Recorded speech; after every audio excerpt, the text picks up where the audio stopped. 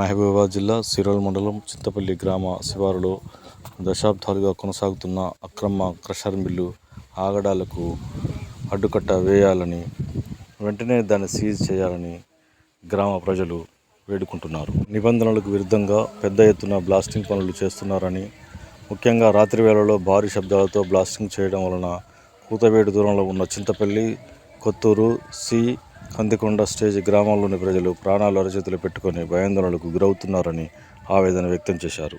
Blasting ధాటికి ఇండ్ల స్లాబులు, గ్రామంలో నివాస గృహాలు కంపించిపోతున్నాయని, ఇండ్ల స్లాబులు పగిలిపోతున్నాయని వారు పేర్కొన్నారు. క్రషర్ మిల్లును సీజ్ చేయాలని గ్రామస్తుల ఆవేదన వ్యక్తం చేస్తున్నారు.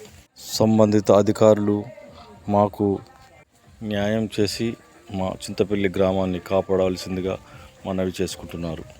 29 వరకు ఉంది, మేము ఇది ఉంది, మేము చిన్న బ్లాస్టింగ్ పెడతామని మొత్తం బోర్ బ్లాస్టింగ్ చేసి మొత్తం దాన్ని ఏ మాత్రం కూడా కాదు, అది 1.5 feet ఉంటుంది, అది ఆ ఫీట్ బోర్ వేసి దాన్ని లేపే వరకు మొత్తం ఆడికాడికి బ్లాస్టింగ్ అయ్యి ఇండ్లు కూలుడు, మాది బాత్రూమ్లు కూలుడు, పారిగోడ కూలుడు ఇదే జరుగుతుంది.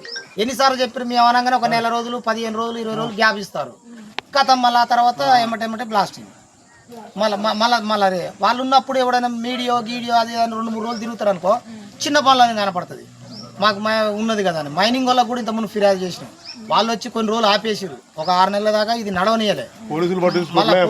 కంకర్ మిల్లు, క్రషర్ మిల్లు చేయబట్టి బాంబుల దాటికి నా ఇల్లు మొత్తం, రేకుల ఇల్లు మొత్తం కింద పడిపోయింది. శిథిలావస్థకు వస్తే నేను వేరే ఇంట్లో కిరాయికుంటున్నా.